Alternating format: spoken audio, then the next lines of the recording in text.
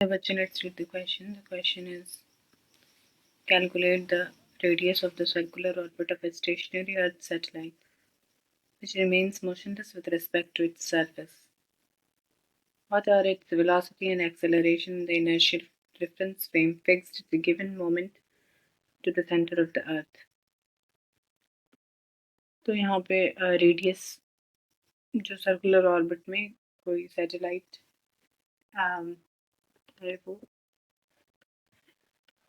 Revolve कर रहा है, उसका हमको निकालना है रेडियस और इसका motionless with respect to its surface और इसकी वेलोसिटी निकालना और एक्सेलरेशन अर्थ के सेंटर से, ठीक है। तो ये एक्चुअली जियो स्टेशनरी सैटेलाइट्स की यहाँ पे बात हो रही है। ये सैटेलाइट जो है वो उनका जो टाइम पीरियड होता है वो जितना अर्थ का रोटेशन होता है उतना ही उनका टाइम पीरियड होता है, मीनिंग वो एक बार चक्कर लगा लेंगे पूरा 24 आवर्स में। तो ये जो है ये इक्वेटर के अराउंड रोटेट करते हैं east to west geostationary satellite.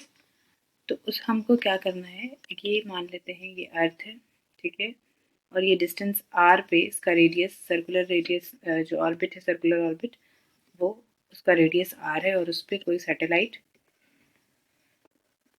Revolve कर रहा है और हमें निकालना है ये आर, ठीक है। तो हम जानते हैं कि gravitational force is given as G M upon R square. इसका मान लेते हैं मास m है और ये सैटेलाइट का मास m है और ठीक ये सर्कुलर ऑर्बिट में है तो यहाँ पे सेंट्रीपिटल फोर्स लगेगा और सेंट्रीपिटल फोर्स क्या होता है mv² अपॉन r, ठीक है। तो इस केस में यहाँ पे क्या होगा कि F G is equal to F C होगा, सेंट्रीपिटल फोर्स जो ग्रेविटेशनल फोर्स को बैलेंस करेगा। तो हम यहाँ पे लिख सकते हैं G M M upon R square is equal to mv² upon r, ठीक है। ये आर रेडियस है इस सैटेलाइट का और capital M mass of earth है और स्मॉल एम सैटेलाइट का मास है। तो M M will get cancelled, R and R will get cancelled, ठीक है। तो यहाँ से क्या हो जाएगा G M upon v² is equal to M V upon R, ये आएगा हमारा आर रेडियस, ठीक है।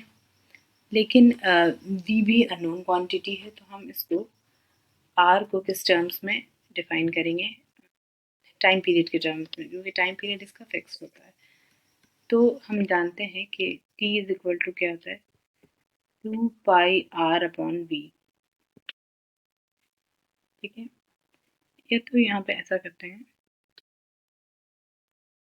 वो यहाँ से पहले v निकाल लेते हैं। तो v क्या आएगा, v इज इक्वल टू हो जाएगा G M upon R under root, ठीक है। ये हमारा हो गया v और t की जगह अगर हम यहाँ पे ये पुट कर देंगे 2 पाई r अपॉन v की जगह ये पुट कर दें जी एम अपॉन आर, ठीक है, जी एम अपॉन आर और इसको स्क्वायर कर दें ऑन स्क्वायरिंग।